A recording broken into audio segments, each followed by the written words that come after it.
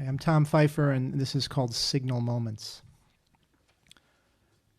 One of my earliest memories is the sound of the train sliding through the suburban silence of the bedroom of my childhood. We lived 4 blocks from the station, and as I lay awake at night, I could hear the long muffle of the engineer's horn and the comforting rumble of the train rolling along the tracks. This was the train that took my father to work in the morning and brought him back again at night, sometimes very late. And this was the train my mother and I took into Chicago for a day in the big city. As we walked to the station, we passed the house where the widow's boyfriend lived, the corner lot owned by the vending machine king, the modest brick home of the town manager who'd lost his marbles before anyone knew what Alzheimer's was, and the blue and white Dutch colonial with the graceful porte cochere where, when my brothers were my age, legend had it a boy owned a pet duck named Dennis. The platform was sunken at the foot of 3 long flights of concrete stairs, and when it was cold outside, we'd wait inside the station until the little green 2 Chicago light came on. And when we boarded the train, which was this glorious double-decker, we'd step up into the broad vestibule, and the conductor in his crisp green uniform would lean down and switch the doors shut with his key. Sometimes we had to walk through the smoker car to find a seat, holding our breath. It was awful. My mother did smoke at the time, but she never subjected me to those noxious fumes. The seats in this train were made of a rich, rust-colored leather, and they moved back and forth so that you could turn a 2 into a 4. But I preferred to sit on the upper deck, where I could reach out and touch the rack where the men kept their hats. Men actually still wore hats when I was a kid. And I loved putting my tickets in the little clip so that the collector could punch them from below. As we entered the city, we marked the stops: Rogers Park, Ravenswood, Clybourne. And as we rolled past the long corrugated roof of the Morton Salt Factory and inhaled this splendid aroma of Blommer's chocolate, then the train went into Northwestern Station. From there, my mother and I walked to Marshall Fields. Don't you dare call it Macy's in front of her now. And after some shopping, she'd take me up to the Walnut Room where we'd have lunch, which I always capped off with an Elmer's Gold Brick sundae. And for those of you who don't know what Gold Brick is, it's this magical chocolate sauce that you pour hot over vanilla ice cream, and it hardens instantly into a crunchy chocolate shell. And you could buy it at Fields, but it never really worked out at home in the same way that it tasted in the restaurant. From there, it was off to the dentist to see how many cavities I had. And our day in Chicago was never complete unless we visited at least one museum. It was either the Art Institute, where I sat transfixed, staring at Raphael's portrait of Christ crucified on the cross, or the Museum of Contemporary Art, where my mother, whose eyes were failing even then, would point out Stella, Motherwell, Frankenthaler, Diebenkorn. Invariably on the way back, we'd buy a bag of banana chips at the station and pass the ride home with a game of geography. How else would I know there's a place called Ashtabula?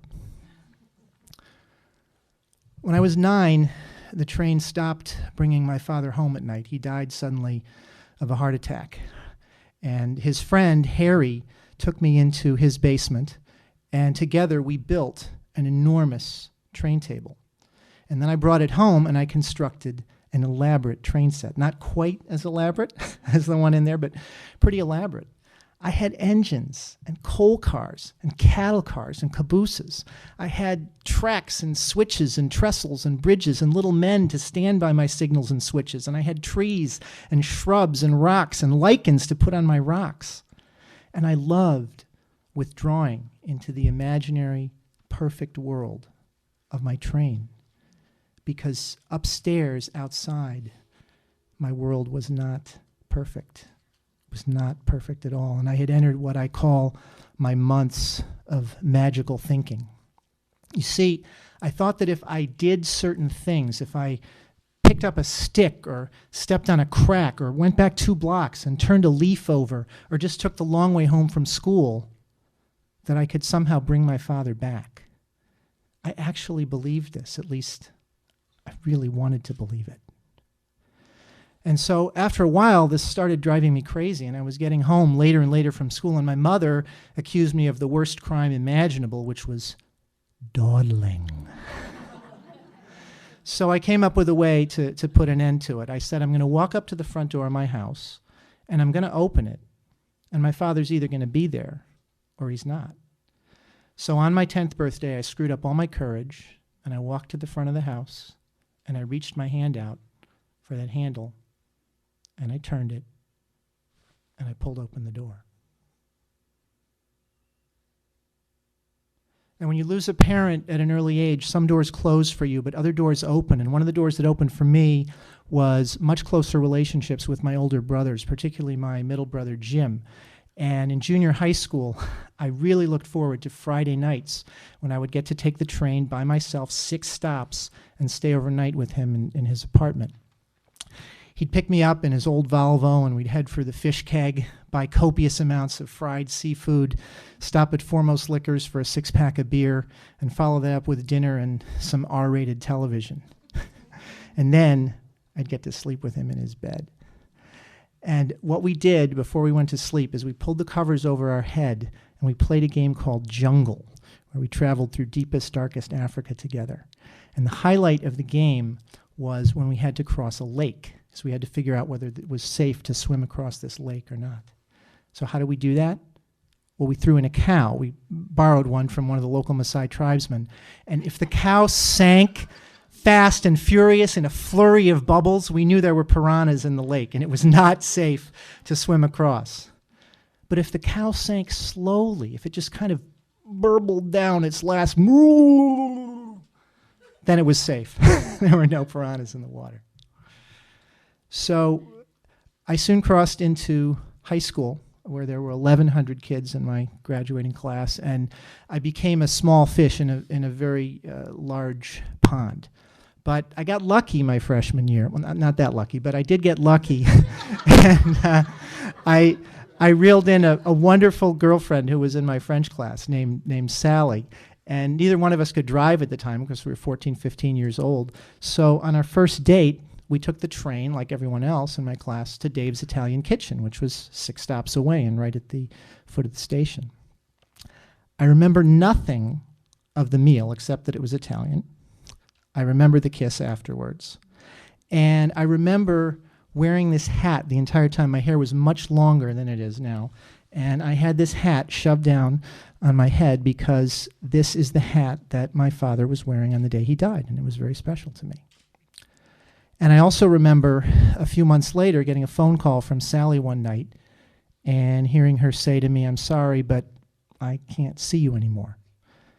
And I felt the jolt of those brakes, and I heard the hiss of the compressors deflating,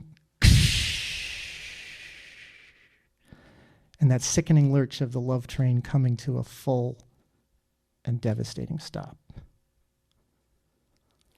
Well, I got over her and I grew up. I went to college out east, found a girl, lost a girl, moved east, got married, had kids, got divorced, got married again, got divorced again. A lot of stops on this train. And I became a commuter. And if you add up the miles on my trip from Westport to New York and back again every day over the course of a year, it's 25,000. I could actually circumnavigate the globe with that many miles.